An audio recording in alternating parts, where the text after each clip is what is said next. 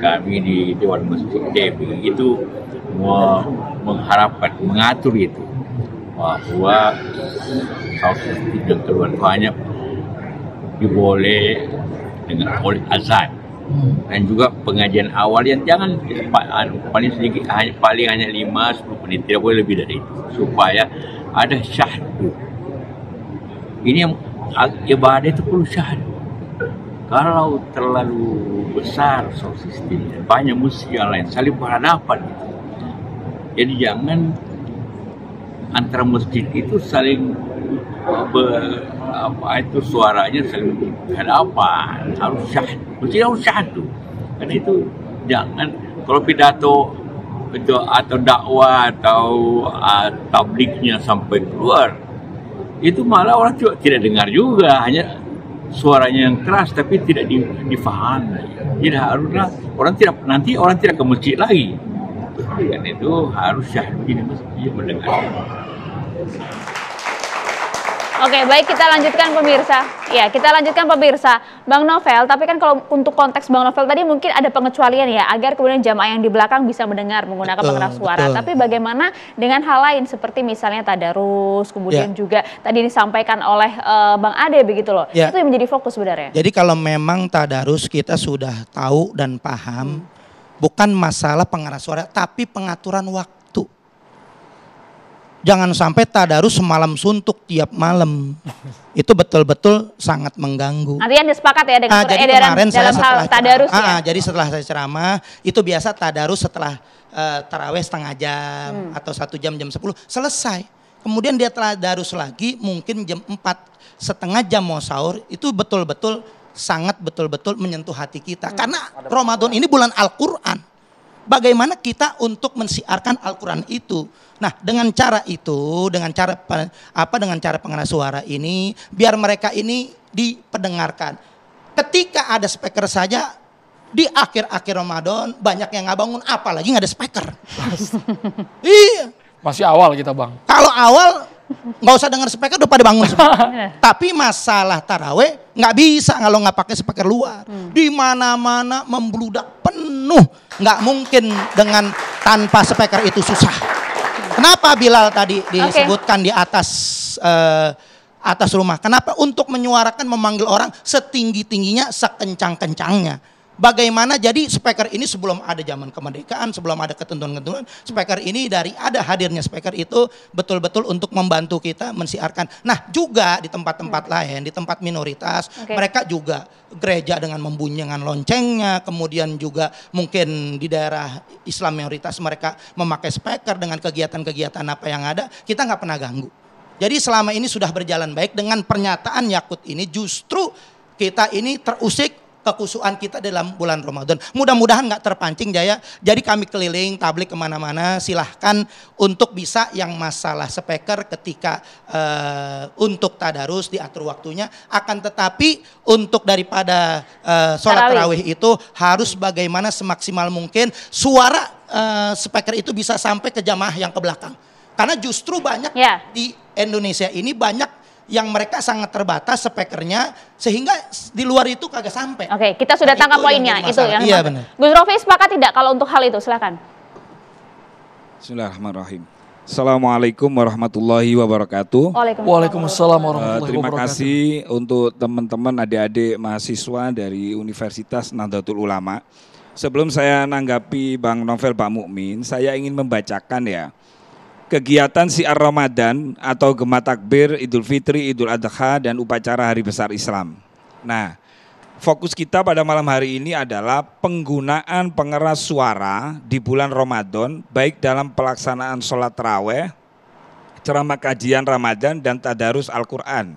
Menggunakan pengeras suara dalam. Ya.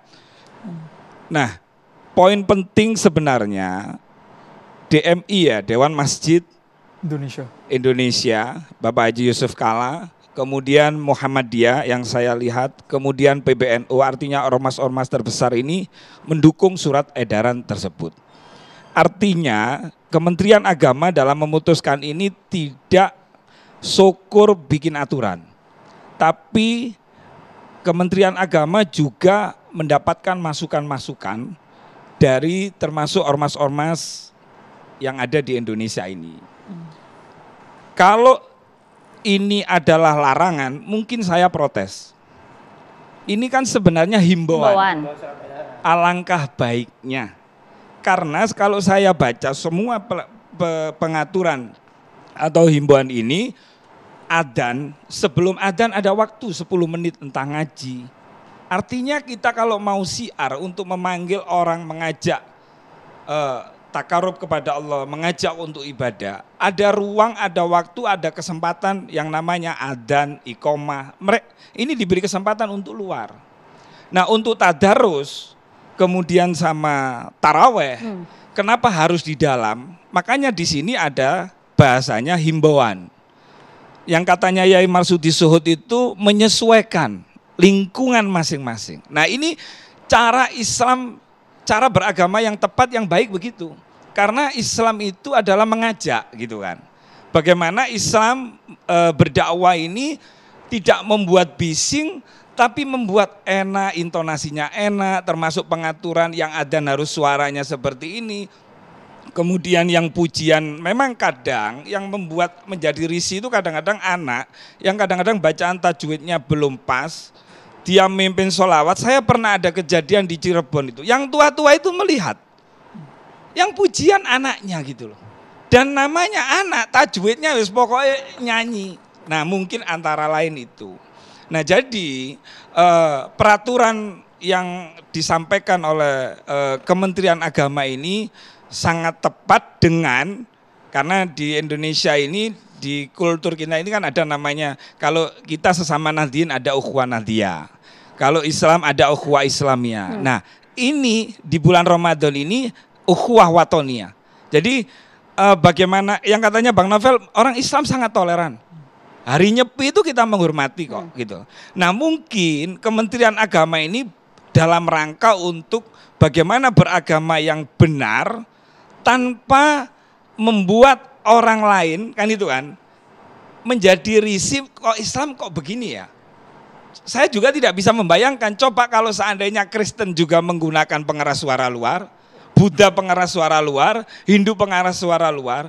Nah, makanya begini, Takutnya saling saut-sautan nanti Pak Ustaz. Begini Bang Novel, kalau menyangkut masjidnya Bang Novel Bamukmin, Al-Habib Novel Bamukmin, berarti harus ada kebijakan dari takmir masjid tersebut. Ketika ini tidak bisa menjangkau jamaah yang terlalu banyak, masa sih Kota Amal Jariah tidak bisa membelikan sound system untuk bagaimana bisa menjangkau? Kan teknisnya itu.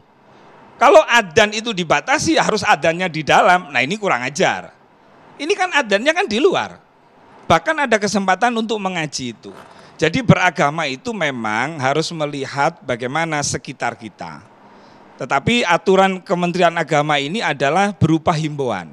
Nah, jika misalnya ada tempatnya kayak tempatnya Yai Marsudi Suhud, saya pernah ke tempatnya beliau, di situ memang kulturnya dengar suara ngaji itu di speaker, di luar, itu memang guyup, seneng. Tapi ada tempat tertentu, makanya itu kearifan lokal bagaimana tokoh-tokoh, RT-nya dan lain-lain, namanya mau Ramadan biasanya kan ada rapat, ada musyawarah, gimana ini baiknya. Karena memang kadang-kadang saudara kita yang muslim pun, yang kerja capek, entah kerja di Grab, tadi saya naik ke Grab saya. Iya Pak, memang kadang-kadang kita capek gitu kan, kadang-kadang yang bukan bangunkan sahur ya, kayak sholah misalnya. Kadang-kadang sholah sendiri tidak pakai tapi suaranya gembren. Nah, dari himbauan ini adalah untuk bersama-sama introspeksi. Bagaimana Islam yang menjadi mayoritas ini menjadi contoh beragama yang baik. Mungkin itu tujuan daripada Kementerian Agama ini, makanya didukung. Tapi kalau Pak Yusuf Kala misalnya yang katanya Bung Ade Armando mengatakan bahwa sampai-sampai orang mau beli perumahan, saya nggak setuju itu. Ada orang mau beli perumahan karena dengan dekat masjid, ya biarin aja, nggak usah beli ya orang yang kepingin dekat di masjid aja. Itu alasan yang tidak tepat. Tapi alasannya adalah untuk mengedukasi masyarakat bahwa, karena begini, kalau itu tadarus di dalam, orang yang biasanya tajwidnya kurang pas atau yang masih belajar mengaji, mereka ingin bertadarus. Tapi kalau dia tadarus misalnya ada masjid speaker luar, dia takut untuk belajar. Karena tajwidnya salah, terus nanti selalu diingatkan kan itu. Makanya saya sepakat dengan Yai Marsudi Suhud bahwa kearifan lokal, bahwa harus menyesuaikan. Kalau memang ada desa suatu tempat misalnya, di tempat itu penduduknya agak jauhan misalnya, lalu dia menggunakan speaker dengan suara, itu malah enak, sadu. Makanya di situ boleh menggunakan speaker luar tapi dengan 100 Desimal. Nah, kan itu artinya sebuah himbauan ini bagus, tinggal sampean milih. Oke. Kalau misalnya kampung itu seneng, wes pokoknya aku seneng speaker dengan suara yang keras, semua kampung Gelegar gitu aja ya. wong didengar-dengarkan sendiri. Tapi menarik ini Gus Rofi ketika mengatakan bahwa ini kan sifatnya imbauan, bukan paksaan sama sekali, bukan pula larangan, tapi bisa menyesuaikan dengan Artinya nggak bisa dipukul lokasi rata ya. masing-masing seperti itu ya. Mas Mustafa Nara dari tadi wes guyu-guyu terus gimana? Artinya apa ini Mas? Setuju seperti sama Gus Rofi ini kan? Bukan karena kita itu terbiasa dengan kebiasaan, kalau kemudian keluar dari kebiasaan pada gumunan. Tadi ada kan begitu kan, ini berubah nih tampilan pakai topi apa Rusia apa. Karena kebiasaan pakai peci. Jadi memang orang Indonesia tipenya begitu, gumunan karena kebiasaan nggak begitu. Begitu juga penggunaan speaker. Tapi saya tidak ingin memperpanjang soal bahwa ibadah itu ada kecenderungan mengganggu. Saya nggak mau pakai istilah itu. Karena itu nanti kalau kita berulang-ulang, ini kan tradisi kan tahunan selalu membahas ini kan. Kalau setiap tahun kita ngomong bahwa adzan itu berpotensi mengganggu, tadarus itu berpotensi mengganggu, kemudian kita atur, nanti akan menjadi kebiasaan juga. Azannya enggak, Bang. Azannya enggak. Nanti dulu. Tadi ada istilah Mas Ade Armando kan. Adzan apalagi batasi kan. Kalau semua masjid itu adzan ketemu, nggak bagus kan? Tapi ingat, di Saudi Arabia itu ada seorang turis masuk Islam gara-gara apa? Dia ketika di tower hotel, dia mendengar begitu adzan bersaut-sautan, dia kagum, menangis, sujud langsung dia masuk Islam. Ada namanya Anthony Bourdain, itu wartawan CNN ke Indonesia pertama kali, nangis dia kalau melihat adzan di Indonesia. Begitu banyak suara adzan, dia juga kagum orang asing lihat Indonesia. Karena itu bagi mereka ini sebuah ciri khas. Indonesia mayoritas muslim kok masuk suara adzan itu dibatasi. Apalagi pakai istilah desibel. Emang orang kampung tahu desibel itu apa? Yang pertama itu soal kebiasaan. Yang kedua, jadi ini sebenarnya ini soal toleransi aja. Toleran kan berasal dari istilah Latin, tolerare. Artinya membiarkan. Jadi kalau umat Islam tadi betul, Mas Habib tadi betul. Habib betul ya? Novel. Itu betul. Bahwa umat Islam tidak perlu diajarin. Saya berkali-kali ngomong di TV, tidak perlulah diajarin. Kita sudah tua dan Indonesia dimergakan orang Islam, artinya udah nggak usah apalagi yang ngajarin itu lebih muda umurnya gitu ya.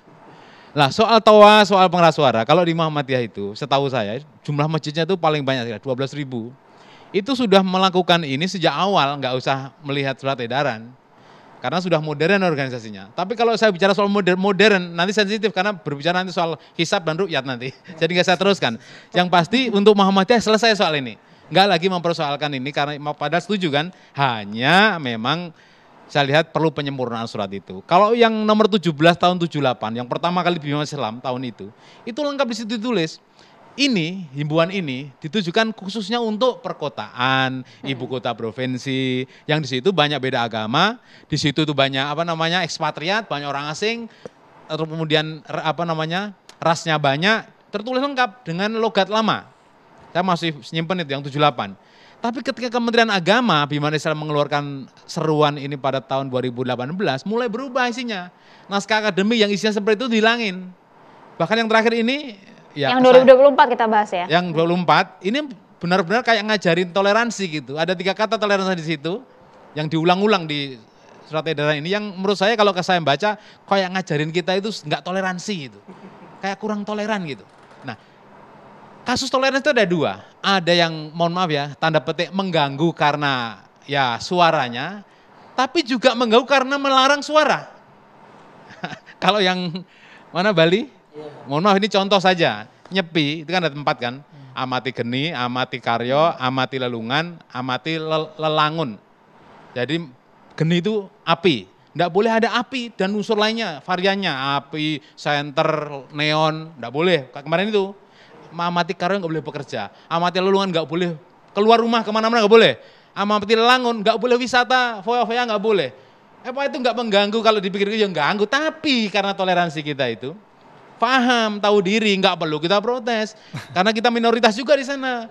Maksud saya, yang lain juga begitu. Saya rasa non-muslim nggak ada masalah, mereka sudah paham betul. Hidup di mayoritas orang muslim, wajar ada suara dari masjid itu kayak begitu. Apalagi selama Ramadan. Kalau kata Bang Ade tadi kan, ini kan masalah 1 bulan Bang. Gitu. Ya itu kan karena beda-beda agama, beda. Coba kalau semua agama disamain, jo repot. Makanya yang di Bali itu diem, yang di Islam itu ribut. Beda-beda kan, yang di Kristen juga ada ribut tapi indah pakai lonceng, beda-beda. Jadi memang seperti itulah qadarullah itu. Kalau semuanya sepi, semuanya bersuara ya betapa pengganggunya kan. Bang Nara, tapi kalau dalam catatan bahwa petugas masjidnya mungkin anggota DKM-nya yang ketika bersuara speaker luar harus yang suaranya merdu, kan boleh.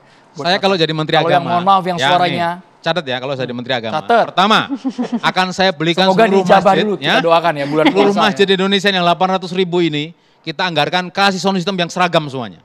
Yang ada ukuran desibelnya. Nah, belikan dulu, anggarin dulu. Jadi biar nggak bingung. Setelah itu operatornya dikerahkan ke masjid, kerjasama dengan DMI. Muhammadiyah nggak usah deh, Muhammadiyah udah punya, udah kaya nggak perlu. Non Muhammadiyah silakan sendiri. Seperti itu. Jadi bukan hanya mengatur masjidnya, tapi juga ada supporting. Masjid itu kan membayar imamnya masjid pakai infak, ya kan? Membayar muadzinnya juga masjid sendiri. Untuk membangun juga iuran sendiri. Tidak pernah pemerintah menganggarkan seperti itu. Sekali-kali dong Menteri Agamanya novel ya. Lalu program pertama adalah belanja sound system. Ya kan? Muhammadiyah nggak usah, udah. Apa itu pasti seneng. Nah, tapi soal harga rumah tadi, mohon maaf, saya kalau nyari rumah yang dekat masjid malah. Jadi betul Pak Rofi. Jadi tidak semua seperti Pak JK. Wah nanti harga tanah di sekitar masjid itu murah, malah kita beli. Sekarang malah susah nyari rumah yang di sekitar masjid yang mau kabur. Rata-rata orang karena ini akhir zaman ya, ingin dijadikan masjid. Astagfirullah. Begitu memang. Ingin banyak yang tobat ya Mas ya. Jadi begini, kalau kebiasaan ini kemudian kita revisi, tidak kita perbaiki, nanti akan menjadi seperti ya patron namanya. Contoh nih. Pak Syafiq Basalamah ketika dia ditutup pengajiannya, dia nggak kapok karena dia tidak ingin itu menjadi kebiasaan. Ketika tanggal 22 Februari dia ditutup kajiannya oleh teman-teman sebelah, dia kembali lagi ke Surabaya tanggal 3 Maret. Ngisi pengajian lagi di 4 tempat. Takut nggak? Enggak. Beliau ingin bahwa itu jangan jadiin kebiasaan. Dia kembali tanggal 3 Maret ngisi di 4 tempat. Coba apa yang terjadi? Di luar dugaan. Ada teman-teman Ambon menjadi pengamannya, teman-teman TNI AL menjadi tempat pengajiannya, dan itu menjadi lancar. Meskipun di belakang itu juga ada teman-teman yang semula ingin menghentikan itu datang juga, mau persekusi. Tapi Syafiq Basalamah Ini bisa tema yang beda sendiri. sama toleransinya temanya kita bikin lagi nanti tuh Jadi Bang, kalau kebiasaan gitu. ini, yang baik kita teruskan, yang kurang baik kita perbaiki. Suara adzan yang kurang bagus apanya misalkan, muadzinnya atau imamnya atau anak-anak yang. Tapi jangan salah, anak-anak ini memang ya Rasulullah aja dulu kalau ke masjid bawa cucu. Artinya bukan kemudian masjid itu orang-orang tua kayak saya, kayak beliau. Ini enggak. Ngajarin edukasi transfer knowledge itu di masjid juga untuk anak cucunya. Jadi mengganggu dikit nggak apa-apa. Tapi kalau waktunya dibatasi sepakat nggak? Dibatasi waktunya? Sepakat aja nggak apa-apa. Yang penting jangan dipaksa. Jangan dipaksa. Atau orang lain merasa dipaksa. Jangan. Karena beda nih orang membaca mushaf Al-Quran atau dengar rekaman itu berbeda. Kalau baca Al-Quran itu ada pahala karena mengucapkan, yang mendengar juga dapat pahala. Lebih tapi enak kita dengar langsung pembacaan ayat suci Al-Quran nanti Mas Muhammad Mas Najih Najih saat lagi di catatan demokrasi pemirsa. Kita kembali. Harus komentar Mas Najib saat lagi.